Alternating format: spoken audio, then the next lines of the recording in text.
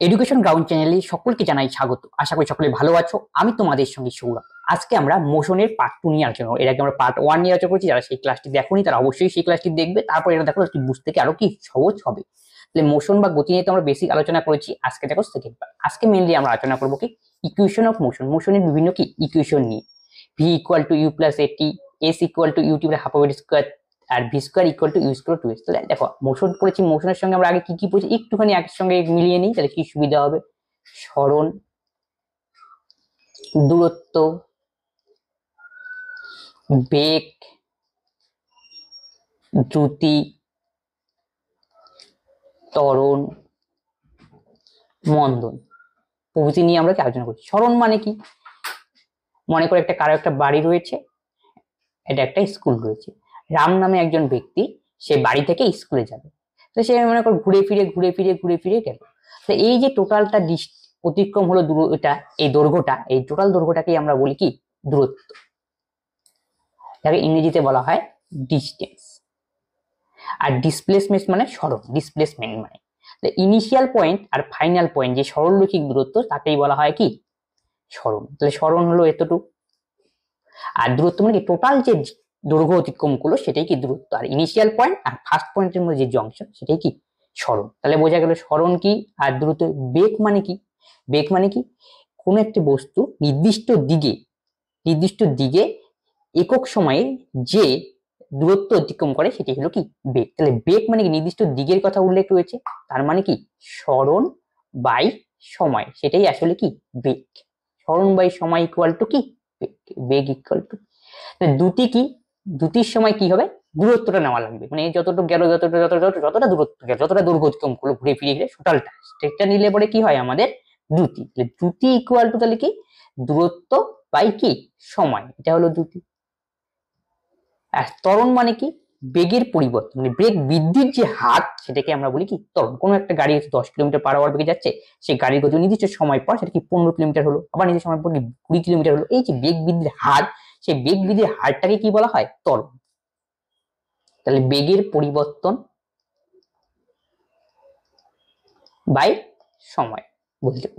মন্দন মানে কি ত্বরণের ঠিক উল্টা। আমি যখন গাড়ি ব্রেক কষে গাড়িকে থামাবো তখন গাড়ির স্পিডটা কমে যাচ্ছে, যে স্লো হচ্ছে সেটাই আসলে কি মন্দন। মানে কি ব্রেক হ্রাসের যে হার সেটাই হলো মন্দন, আর বেগ বৃদ্ধির হার কি ত্বরণ। আর বেগ আর দ্রুতি একই রকম, বেগের সঙ্গে রিলেশন কি সরণের, আর দ্রুতির সঙ্গে কি টোটাল দূরত্বের। এই হলো কি সরণ মানে কি সরলরৈখিক দূরত্ব হবে দুটি পয়েন্টের মধ্যে, আর দূরত্ব মানে কি টোটাল যতটা একজন ব্যক্তি পথ অতিক্রম করলো সেটাই কি দূরত্ব। এই হলো কি প্রত্যেকটা কি কেস। এই সমস্ত প্রত্যেকটা বিষয় আমাকে কি করবে কাজে লাগবে এগুলি কি বুঝতে। তাহলে প্রথমে আমরা আলোচনা করি বেগ। ত্বরণ, ত্বরণ মানে কি বললাম, ত্বরণ মানে মনে করো কোন একটা ব্যক্তি এই পয়েন্টে আছে, এ পয়েন্টে, তখন তার বেগ হলো ইউ মিটার পার সেকেন্ড। তারপর নির্দিষ্ট সময় পর তার বেগটা বৃদ্ধি পেয়ে কত হলো ভি মিটার পার সেকেন্ড।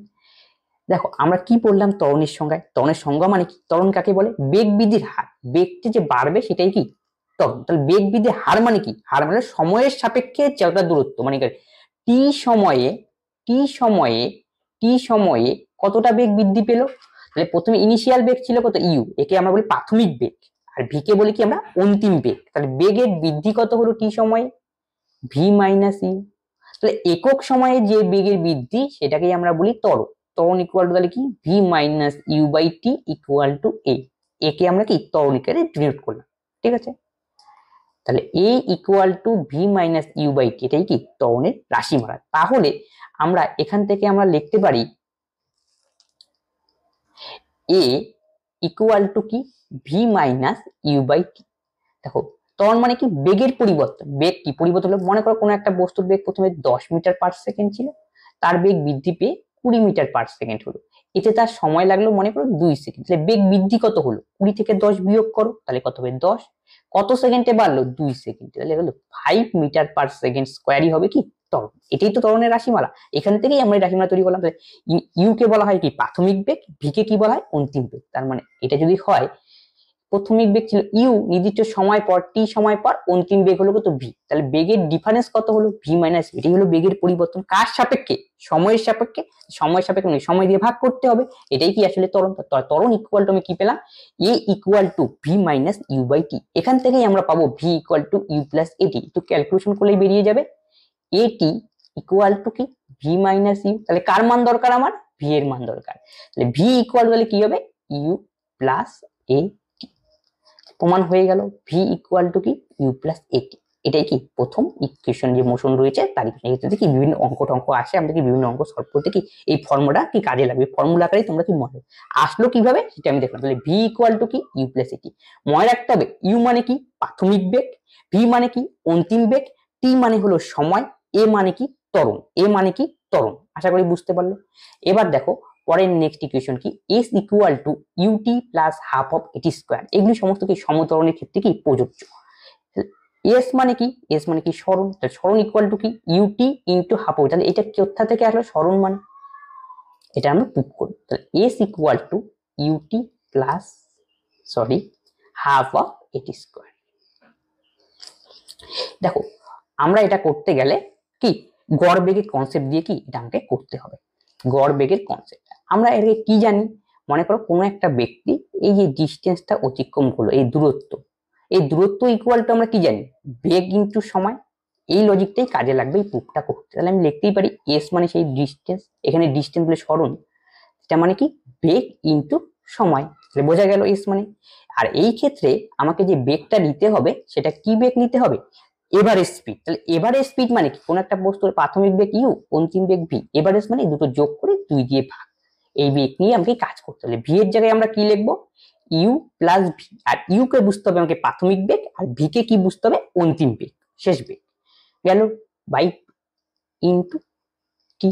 তাহলে এখান থেকে আমরা লিখতে পারি এস, দেখো তো আমরা কি জানি আগে করলাম v equal to u plus a t. তাহলে ভি এর জায়গায় আমরা কি লিখবো ইউ প্লাস এটি লিখতে পারি। তাহলে কি হবে ক্যালকুলেশন করলে 2u প্লাস এটি, আর নিচে কত রয়েছে 2 ইনটু টি। এটা ক্যালকুলেশন করতে হবে, টি দিয়ে একে গুণ করো, তাহলে 2u টি বাই 2 কাটাকাটি করলে ইউটি প্লাস হাফ অফ এটি স্কোয়ার। এই হলো কি calculation. S equal to u t plus half of এটি স্কোয়ার। এটাই তো আমাদের প্রুফটা দরকার, যেটা প্রমাণ হয়ে গেল। তাহলে কি কি আমরা শিখলাম, v equal to u plus a t. V মানে অন্তিম বেগ, ইউ মানে প্রাথমিক বেগ, এ মানে ত্বরণ, টি মানে সময়। আরেকটা কি ইকুয়েশন শিখলাম, s equal to u t plus half of এটি স্কোয়ার। কেন এখন আমাদের নেক্সট ইকুয়েশন কি v square equal to u square plus 2। এই প্রমাণটা আসলো কিভাবে এটা একটু করে দেখাই, একটু আমাকে এখানে মুছতে হবে।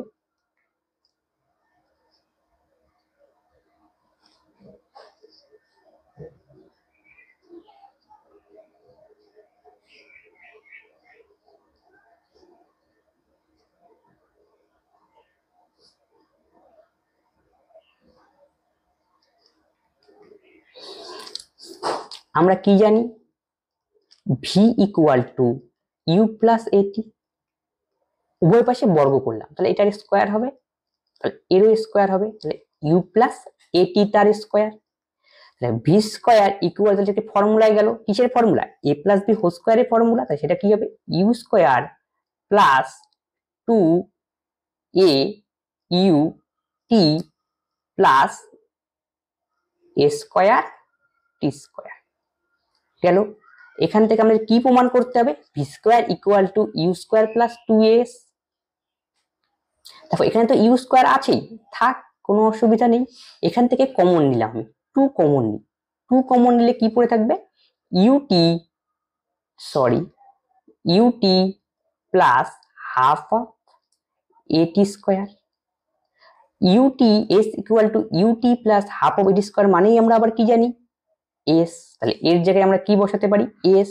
তাহলে v square equal to u square plus 2as, বাস প্রমাণ হয়ে গেল। এই তিনটা তোমাদের ইকুয়েশন কি করতে হবে মনে রাখতে হবে, বিভিন্ন অঙ্ক করার ক্ষেত্রে কিভাবে আসলো সেগুলি দেখলাম, পরীক্ষায় কিন্তু আসবে, কেমন করে আসবে সেটা তো দেখাতে হবে না, বোঝার জন্য কি আমি বললাম, তাহলে কিন্তু মনে থাকবে কি বেশি দিন। আমায় খালি কি মনে রাখতে হবে ইকুয়েশন গুলো কি মুখস্থ রাখতে হবে কি অঙ্ক করার কি করতে হবে সুবিধার জন্য, কিভাবে আসলো তা বোঝানো হলো। এখন দেখো ফ্রিলি ফলিং অবজেক্টের ক্ষেত্রে, ফ্রিলি ফলিং মানে কি, কোনো একটা বস্তু আছে মনে করো, তার আগে দেখো বুঝিয়ে দিই, কোনো একটা বস্তু আছে, বস্তুটি উপর থেকে নিচের দিকে পড়ছে, তাহলে কি হবে, উপর থেকে যখন কোনো একটা বস্তু নিচে থাকে বেগ কি ক্রমাগত কি বৃদ্ধি পেতে থাকে, এই যে বেগ বৃদ্ধি ঘটলো, তাহলে বেগ বৃদ্ধির হারকে কি বলা হয়, ত্বরণ।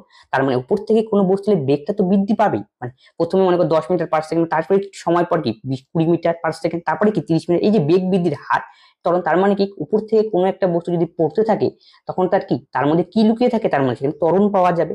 এই রিলেটেড যদি কোনো কিছু কোশ্চেন আসে সেইখানে সমাধানের জন্য কি আমাদের কিছু জানতে হয় টপিক। সেই ক্ষেত্রে ভি ইকুয়াল টু কি, u plus gt, h equal to কি, ut plus half of gt square, v square equal to কি, ইউ স্কোয়ার। ঠিক আগের মতনই সেম টু সেম।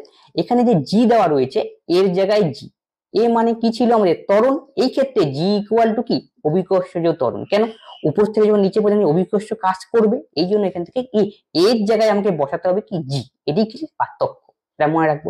তাহলে জি এর মান এসআই পদ্ধতিতে কত হয়, 9.8 মিটার/সেকেন্ড প্রদত্ত আমাদের, আর সিজিএস পদ্ধতিতে কত হয়, 980 মিটার, সরি সেন্টিমিটার/সেকেন্ড স্কয়ার। এটা হলো জি এর মান। এটা কোথার ক্ষেত্রে, ফ্রিলি ফলিং অবজেক্টের ক্ষেত্রে কি এইটা আমরা কি করবো, ইউজ করবো। এটা দেখো আগেরটা একটা জিনিস বলিনি, তোমাদের বলে দিই ব্যাপারটা। এইখানে যখন v equal to u plus a t বললাম, এটা কিসের ক্ষেত্রে, ত্বরণের ক্ষেত্রে। যখন মন্দন হবে এই প্লাস গুলোর জায়গায় কি বসবে, মাইনাস বসবে। তাহলে ভি ইকুয়াল টু কি, u minus at, s equal to ut minus half of এটি square, v square equal to কি, ইউ স্কোয়ার মাইনাস 2s, তো মন্দনের ক্ষেত্রে এটা। তাহলে দেখো, তাহলে ভি ইকুয়াল টু কি, ইউ স্কোয়ার প্লাস 2gs, এই তিনটা ফর্মুলা ঠিক আগের মতন আমাদের মনে রাখতে হবে। এখান থেকে কিছু আমাদের বেসিক কোশ্চেন পরীক্ষায় জিজ্ঞেস করে। কি কোশ্চেন জিজ্ঞেস করবে, যখন কোনো বস্তু উপর থেকে নিচের দিকে পড়তে থাকে তখন অভিকর্ষজনের যে ত্বরণ সৃষ্টি হয় সেটা কি হয়, ধনাত্মক। তার মানে কি, মনে করো একটা বস্তু আছে, উপর থেকে তুমি ঢিল মারলে, ঢিল মারলে বস্তুটা যখন যখন যতই নিচে নামবে ওর কি বেগ ক্রমাগত পরিচয় সময় পর কি বৃদ্ধি পেয়ে যাবে। এই বেগ যে বৃদ্ধি করে সেটা আসলে কি ত্বরণ, এই জন্য যখন কি হবে, ধনাত্মক হবে।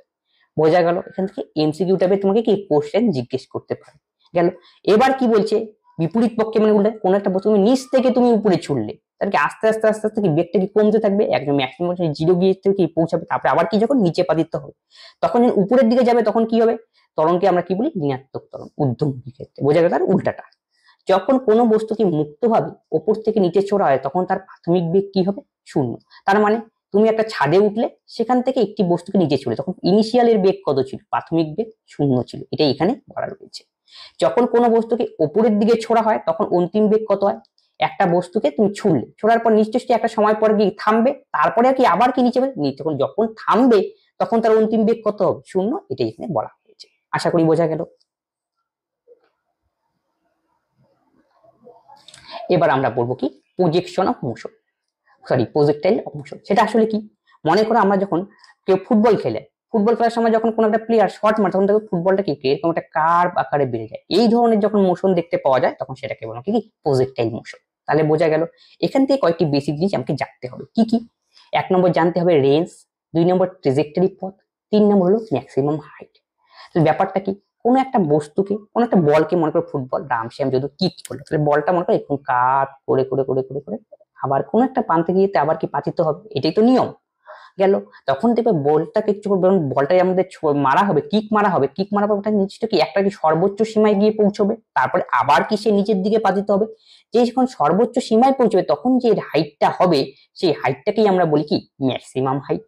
আর ট্রেজেক্টরি পথ কি, ট্রেজেক্টরি পথ মানে এই যে কার্ভ আকারের পথটা সৃষ্টি হলো এটাকেই বলা হয় কি, ট্রেজেক্টরি পথ। আশা করি বোঝা গেল। আর রেঞ্জ মানে কি, কতটা দূরত্ব গেল বস্তুটা, সেটাই হলো রেঞ্জ, এটাই হলো রেঞ্জ। যেমন প্লেয়ার 6 মারে বস্তুটা কতটা দূরত্ব গেল মাপা হয়, সেটাই কি রেঞ্জ। আর ট্রেজেক্টরি পথ মানে এই কার্ভটা গেল, সেই কার্ভটাকে বলা হয় কি, ট্রেজেক্টরি পথ, বা এখানে কি প্যারাবোলিক। পরীক্ষায় আসতে পারে যে প্রজেক্টাইল মোশনের ক্ষেত্রে যে পথটা সৃষ্টি হয় ট্রেজেক্টরি পথ, সেটা কি কিরকম হয়, প্যারাবোলার আকার হয়। প্যারাবোলা মানে এরকম কার্ভ আকৃতির ফিগার।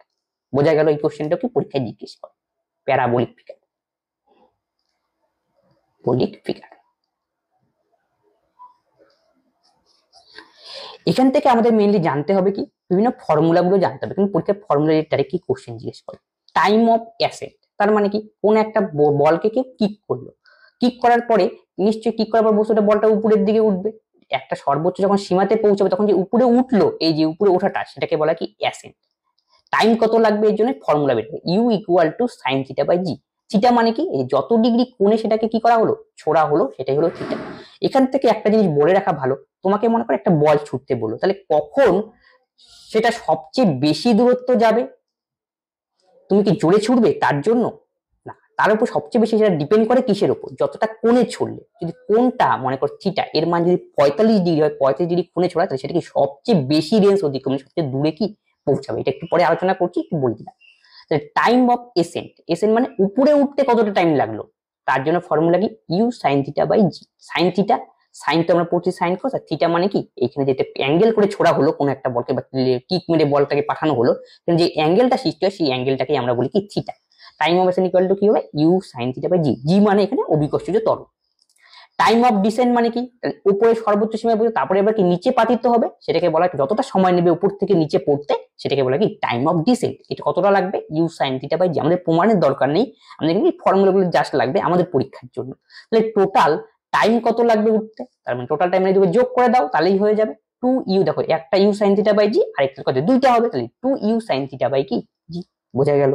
ম্যাক্সিমাম হাইট সর্বোচ্চ সেটা কতটা উঠবে, এর জন্য ফর্মুলা কি u square sine square theta by 2 g. Horizontal range মানে কি বোঝানো হয়েছে, হরাইজন্টাল রেঞ্জ মানে এরকম সোজাসুজি কত, এটা কি u square sine of 2 theta by g. Horizontal মানে এই রেঞ্জটার কথা বলা হচ্ছে। তার ফর্মুলা কি u square sine of 2 theta plus g. Maximum range কখন হবে, দেখো এখানে একটা বলে দিই, আমরা যারা সাইন থিটা কসের অঙ্ক করেছি কি সাইডের সবচেয়ে বড় মান কখন হয়, সাইনের সবচেয়ে বেশি মান কি 1। তাহলে 1 আমরা কখন পাই, যখন থিটা ইকুয়াল টু কত ডিগ্রি হয় 90 ডিগ্রি হয়, কেননা কি সাইন 90 ডিগ্রির মান কত 1। তার মানে আমাকে থিটাটা হতে হবে কত ডিগ্রি 90 ডিগ্রি, কিন্তু এখানে থিটা তো নেই, আমাদের আছে কত 2 থিটা। তাহলে 2 থিটা ইকুয়াল টু কত, তার এখানে নিতে হবে থিটার জায়গায় 2 থিটা আমাকে ধরতে হবে। থিটা ইকুয়াল টু কত ডিগ্রি 45 ডিগ্রি। যদি 45 ডিগ্রি কোণে ছোড়া যায়, এখান থেকেও কোশ্চেন আসবে, তাহলে বস্তুটা কি করবে সবচেয়ে বেশি দূরত্ব কি করবে অতিক্রম করবে, এটা তোমরা মনে রাখবে। এখান থেকে ডাইরেক্ট তোমাকে কি কোশ্চেন জিজ্ঞেস করবে। তাহলে আশা করি বোঝা গেল প্রজেক্টাইল মোশন কি, এবং এই রিলেটেড এই ফর্মুলাগুলি আমাদের কাজে লাগবে বিভিন্ন কি অঙ্ক করার জন্য। আর কতটা ম্যাক্সিমাম রেঞ্জ যাবে, যখন থিটা ইকুয়াল টু কত হবে 45 ডিগ্রি, মানে 45 কোণ দিয়ে কি শুট করলে বল গেল, একটা কিক করলে বা কতটি যেমন ছুড়া হলো, তাহলে কি সবচেয়ে বেশি কি দূরত্ব অতিক্রম করবে।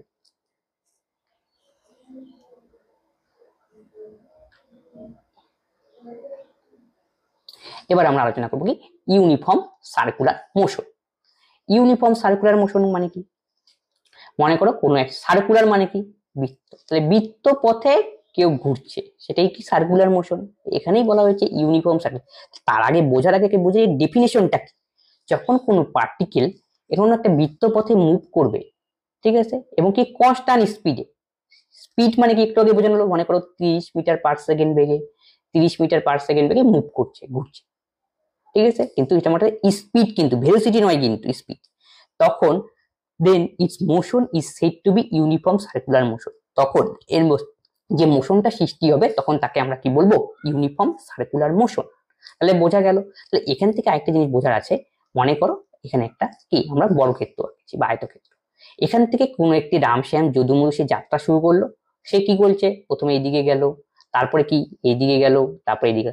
এখানে দেখো তো প্রথমে মনে করো 4 মিটার পার সেকেন্ড বেগে এই পয়েন্টে আসলো, তারপরে এই পয়েন্টে আসলো 4 মিটার পার সেকেন্ড বেগে, এই পয়েন্টে আসলো কি 4 মিটার পার সেকেন্ড বেগে, এটা কি 4 মিটার, এটা আমি কি ধরলাম স্পিড ধরলাম, স্পিড স্পিড গেল এখান থেকে যাতে ছিল। কিন্তু এখানে একটা মজার ব্যাপার, যখন মনে করো যাবে কোন একটা ব্যক্তি এইখানে পৌঁছাবে, তারপর এইখান থেকে যখন এইখানে যাবে, প্রথমে গেল কোথায় নর্থে, তারপরে গেল কোথায় ইস্টে, তাহলে কি হলো ডিরেকশন কি চেঞ্জ হলো, হ্যাঁ ডিরেকশন কিন্তু চেঞ্জ হলো। তাহলে ডিরেকশনের সঙ্গে কার রিলেশন, ভেলোসিটি রিলেশন, এই লজিকটা কাজে লাগবে ভেলোসিটি। তাহলে ভেলোসিটি রিলেশনের মধ্যে কি রয়েছে ডিরেকশন প্লাস মান।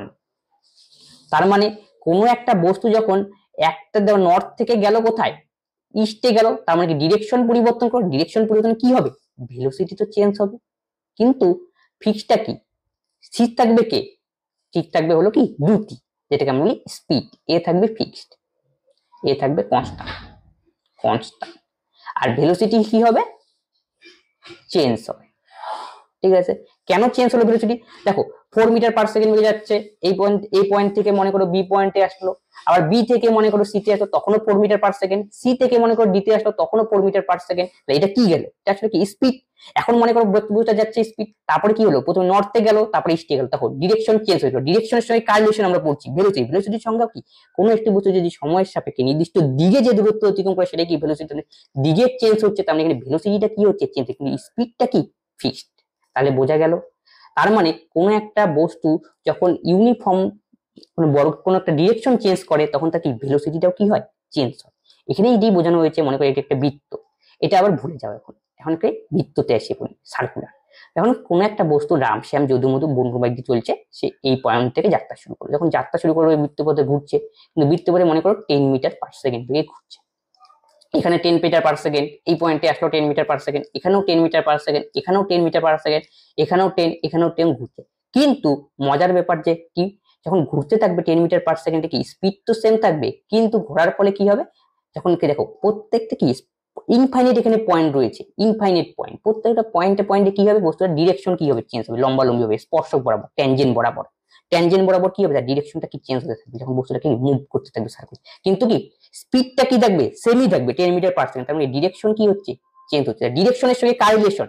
Velocity relation. এটি এখানে কি বোঝানো হলো। তাহলে বোঝা গেল, তার মানে এর থেকে আমরা কি বোঝাতে পারলাম, ইউনিফর্ম যখন সার্কুলার মোশনে থাকবে তখন স্পিড থাকবে কনস্ট্যান্ট, আর ভেলোসিটি হবে কি চেঞ্জ। ভেলোসিটি চেঞ্জ হলো কেন? যেহেতু প্রত্যেকটা পয়েন্টে পয়েন্টে কি ইনফাইনাইট এরকম পয়েন্টে পয়েন্টে কি ডিরেকশন কি হচ্ছে? চেঞ্জ হচ্ছে। ডিরেকশন চেঞ্জ মানে কি? ভেলোসিটির সঙ্গে রিলেশন কার? ডিরেকশনের। তাহলে ডিরেকশনও কি ডিরেকশন চেঞ্জ মানে ভেলোসিটিও চেঞ্জ। আর স্পিডটা এখানে কি কনস্ট্যান্ট, 10 মিটার পার সেকেন্ড। এই পয়েন্টও 10 মিটার পার সেকেন্ড। বলতে কেন বস্তুটা বাইরে বেরিয়ে আসছে না কেন? কারণ কি এখানে ঘোরার ফলে কি, আমরা যদি মনে করো কোনো একটা মনে করো ফিতার মধ্যে একটা কোনো কিছু শক্তপোক্ত বল টল ধরেতাম, তারপরে কি মুভ করলাম সার্কুলার, তাহলে কি ভিতর দিয়ে কি অভিকেন্দ্র বল কি করে? ক্রিয়া করে। এই জন্য কি এটা ঘুরছে। বোঝা গেল? এটাই হলো কি ইউনিফর্ম সার্কুলার। তাহলে এখান থেকে আমরা টু দা পয়েন্টে জানতে হবে এখানে ভেলোসিটিটা কি চেঞ্জ হবে, স্পিডটা কি হবে? কনস্ট্যান্ট থাকবে। গেল। তাহলে ইনস্ট্যান্টিয়াস ভেলোসিটি বলতে কি বোঝো? ভেলোসিটি, ভেলোসিটি মানে কি? ভেলোসিটি মানে টোটাল যতটা গেল দূরত্ব, তাকে যদি আমরা সময় দিয়ে ভাগ করি সেটাই কি ভেলোসিটি। ভেলোসিটি মানে কি আসলে ডিস্টেন্স বাই টাইম, কিন্তু এইখানে ভেলোসিটিটা কি ইনস্ট্যান্টিয়াস ভেলোসিটি। এখানে কেন এখানে ইনস্ট্যান্টিয়াস ভেলোসিটি মানে এখানে আসলে কি সেটা নেওয়া হলো, মানে দুটিটাকে এখানে কি ইনক্লুড হলো, তখন সেটাকে আমরা বলি কি ইনস্ট্যান্টিয়াস ভেলোসিটি। তাহলে এতটুক বস্তু কি বৃত্তপথে ঘুরলো, তাহলে একবার পাক খেলে যদি বৃত্তটার ব্যাসার্ধ আর হয় তাহলে কতটা দূরত্ব অতিক্রম করবে? 2πr। এটা বৃত্তের পরিধির ফর্মুলা। নিশ্চয়ই কোনো না কোনো সময় নেবে, তাই 2π অতিক্রম করতে সময় নিল কত? t সময়। তাই 2πr ডিস্টেন্স আর টাইম হলো t, তখন সেটাকে কি বলবো আমরা? Intensive velocity. তখন এর সঙ্গে কি থাকবে? ভেলোসিটির সাথে ডিরেকশন মাস থাকবে, কিন্তু স্পিডের সাথে কি ডিরেকশন নেই, ভেলোসিটির সঙ্গে কি রয়েছে? ডিরেকশন রয়েছে। এটাই হলো কি এভারেজ ভেলোসিটি। কি হবে আমরা কি জানি? দেখো এভারেজ ভেলোসিটি মানে কি, কোনো একটা আসলে কি ভেলোসিটি মানে সরণ বাই সময়। তা দেখো কোনো বস্তু এইখান থেকে যাত্রা শুরু করে এই পাশ থেকে এখানে পৌঁছায়, তাহলে আলটিমেট তার সরণ কত হবে? ইনিশিয়াল আর লাস্ট পয়েন্ট কি সেম, তাহলে সরণ হবে 0। তখন তার জন্য এভারেজ ভেলোসিটি এক্ষেত্রে কি হয়? 0 হয়। কারণ কি টোটাল সরণটা কত হবে? 0। নির্দিষ্ট কিছু টাইম লাগবে ঘুরতে, তাকে ভাগ করলে কত আসবে? 0। তাহলে বোঝা গেল এভারেজ ভেলোসিটি বললে হবে আমাদের অ্যান্সার 0, আর ইনস্ট্যান্টিয়াস ভেলোসিটি বললে হবে 2πr বাই কত? t।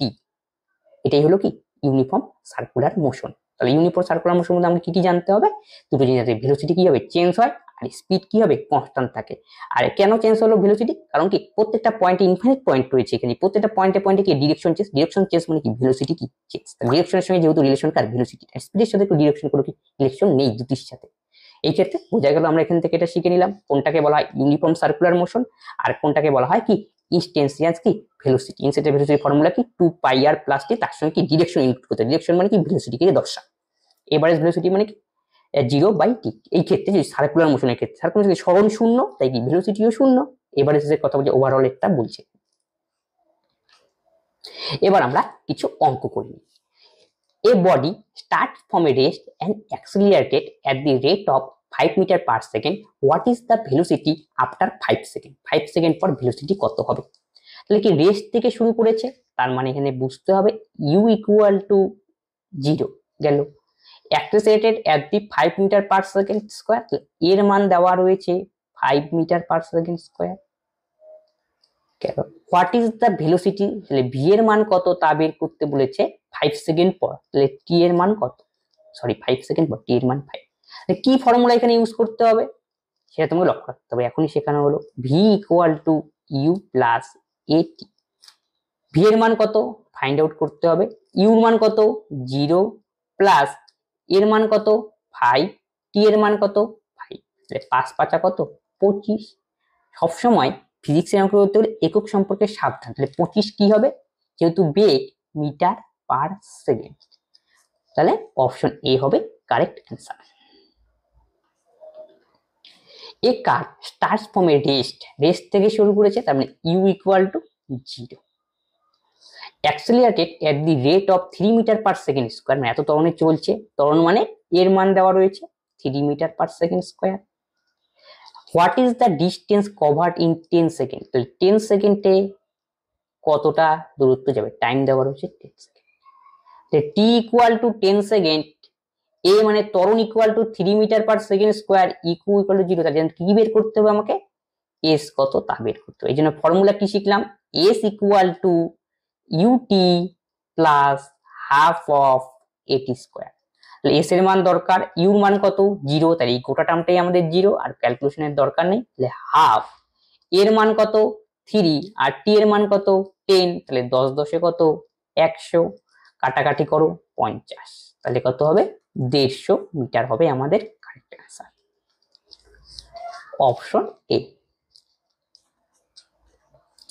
A car starts from a rest and gets a speed of 90 km per hour and in 30 seconds what will be the acceleration of the car, তাহলে a car start from a রেস্টের মধ্যে কি বলেছি u equal to 0, তাহলে speed দেওয়া রয়েছে v কত 90 kilometre per hour, তাহলে এটাকে আমরা মিটার পার সেকেন্ডে করে নিই, তাহলে 90 কিলোমিটার পার আওয়ার থেকে মিটার পার সেকেন্ড করতে গেলে কি করতে হয় 5/18 দিয়ে গুণ করতে হয় মিটার পার সেকেন্ড, তাহলে 5 18 কত 90, 5 5 কত 25 metre per second. T equal to কত 30 সেকেন্ড। কি ফাইন্ড আউট করতে বলেছে আমাদের, what will be the acceleration, মানে এর মান আমাকে নির্ণয় করতে হলে কি ফর্মুলা ইউজ করব, v equal to u plus a t. তাহলে ভি এর মান কত বের দেওয়া রয়েছে 25, ইউর মান 0 বসানোর দরকার নেই, এর মান কত বের করতে হবে, আর টি এর মান কত 30, তাহলে এ ইকুয়াল টু আলটিমেটলি কত দাঁড়ালো 25 বাই কত 30, 5 5 25, 5 6 30, তাহলে 5/6 কি হবে মিটার পার সেকেন্ড স্কোয়ার, তাহলে অপশন সি হবে আমাদের correct answer. If a car running a speed 72 km per hour and stops after 45 seconds, what will be the retardation? Retardation মানে এখানে কি হচ্ছে ত্বরণ আসলে মন্দন বের করতে বলছে। Car running at the speed of 72 kilometre, তাহলে ভি এর মান কত দেওয়া রয়েছে 72 কিলোমিটার পার আওয়ার, তাহলে এটাকে মিটার পার সেকেন্ডে কনভার্ট করে নাও, তাহলে 5/18 দিয়ে আমাকে কি করতে হবে গুণ 4 18 72, তাহলে কত হবে 20 মিটার পার সেকেন্ড। এটাকে টাইম দেওয়া রয়েছে, যা দেওয়া রয়েছে তাকে নোট করবে, তাহলে সুবিধা হবে অঙ্ক করতে। 45 সেকেন্ড গেল। হোয়াট উইল বি দা এর মান বের করতে বলেছে, এ মানে এখানে কি বলছে ত্বরণের মন্দনের কথা বলছে, তাহলে আমাদের ফর্মুলা কি হবে v equal to u minus কি এটি, তাহলে ভি এর মান কত 20, ইউ ইকুয়াল টু 0 মাইনাস এর মান কত নেই বের করতে হবে, আর টি এর মান 45 সেকেন্ড, তাহলে এ ইকুয়াল টু মাইনাস 20/45, তাহলে কত হয় কাটাকাটি করলে 5 4 5 নং কত 45, কোথাও একটু গন্ডগোল হচ্ছে মনে হচ্ছে, 72 5/18 4 নং 4 20 মিটার পার সেকেন্ড গেল, এটা ভি এর মান, ইউর মান কত 0,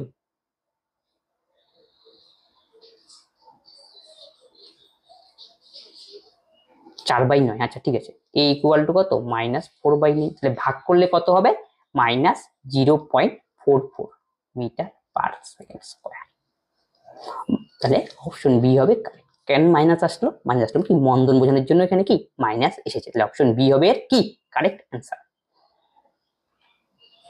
A body projected with a velocity 30 meter per second at an angle 30 degree with the horizontal, then the maximum height and horizontal raise. তাহলে ম্যাক্সিমাম হাইট বের করতে বলছি, তার মানে কিসের অঙ্ক বলেছে? এই যে ট্রেজেক্টরি মোশনের অঙ্ক বলেছে প্রজেক্ট মোশন। এই ক্ষেত্রে তাহলে কি বলবে, কি ফর্মুলা আমাদের লাগবে? ম্যাক্সিমাম হাইটের ফর্মুলা আর কি হরাইজন্টাল রেঞ্জের ফর্মুলা। কি বের করতে বলছে? Maximum height. কি ফর্মুলা ইউজ করব? U square sine square theta by কত 2g মান বসাবা। ইউ মান কত রয়েছে 30 মিটার, 30 স্কয়ার কত হয় 900 into sine square theta, sine থিটার মান কত 30 ডিগ্রি স্কয়ার, নিচে কত বসবে 2g, কোন এককে মিটার পার সেকেন্ড এককে, তার মানে এখানে কত আসবে 9.8। এটাকেই ক্যালকুলেশন করে যা বেরোবে সেটাই হলো আমাদের কিসের মান? ম্যাক্সিমাম হাইটের মান। তোমাদের করে নেবে ক্যালকুলেশন। সাইন থিটার সাইন 30 ডিগ্রি মান কত 1/2, 30 ডিগ্রির জায়গায় 1/2 বসাবো, তাহলে কত হবে 900 ইন্টু 1/4 2 ইন্টু 9.8। এটা হবে আমাদের কি অঙ্ক যা বেরোবে। তখন কি বলছে, তারপরে গেল হরাইজন্টাল রেঞ্জ বের করতে বলেছে। তাহলে হরাইজন্টাল রেঞ্জের ফর্মুলা কি u square sine of 2 theta by 2g। তাহলে ইউর মান কত 30, 30 স্কয়ার হবে 900 সাইন অফ 2 থিটা, মানে সাইন এখানে কি আসবে এখন 2 থিটা মানে কি 30, তাকে 2 দিয়ে গুণ সাইন 60 ডিগ্রি, আর নিচে আসবে কত জি, জি এর মান হলো 9.8। 900 সাইন 60 ডিগ্রি মান হবে কত √3/2, আর এখানে 9.8 ক্যালকুলেশন, বাস যা বেরোবে সেটাই হবে কি আমাদের অ্যান্সার। এই টাইপের অঙ্ক থাকলে আমরা কি এইভাবে করব। If A car rest accelerated uniformly to a speed of 144 km/h in 20 seconds, then it cover a distance of কত, মানে ডিস্টেন্স বের করতে বলছে, এস এর মান কত। তাহলে রেস্ট অ্যাক্সেলারেটেড বলছে রেস্ট, তার মানে ইউ ইকুয়াল টু কত 0, তাহলে ভি ইকুয়াল টু কত ইউনিফর্মলি 144 km/h, তাহলে মিটার পার সেকেন্ডে কনভার্ট করে নিই আমরা।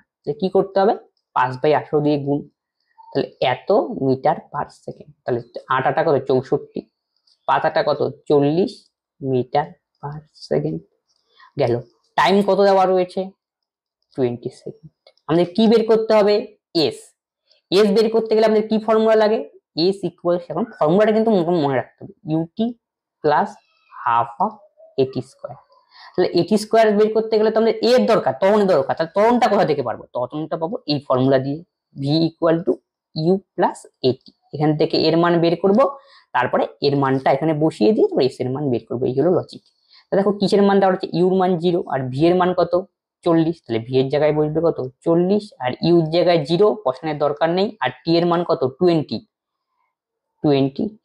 তাহলে সরি টি এর মান 20, এ ইকুয়াল টু কত 40/20 2 মিটার পার সেকেন্ড স্কয়ার। তাহলে ত্বরণ কত বাড়ালো আমাদের 2 মিটার পার সেকেন্ড স্কয়ার। তাহলে ইউ ইকুয়াল টু ছিল কত 0, ভি ইকুয়াল টু কত 40 metre per second, t equal to কত 20 সেকেন্ড গেল। ইউ ভি টি জানি, আমাদের দরকার কি এ বের করা, ফর্মুলা কি ভি ইকুয়াল টু কি ইউ প্লাস ইটি হলো ফর্মুলা, আর ইউর মান কত 0, তাহলে ভি ইকুয়াল টু কত হবে এটি, আর ভি এর মান আমরা বসালাম কত 40, যেহেতু বের করে নিয়েছি 40 20 ইন্টু কি এ, টি এর মান 20 আর ইউ তো 0ই হয়ে গেছে আর দরকারই নেই বসানো, তাহলে এ ইকুয়াল টু কত 40/20 2 মিটার পার সেকেন্ড স্কয়ার।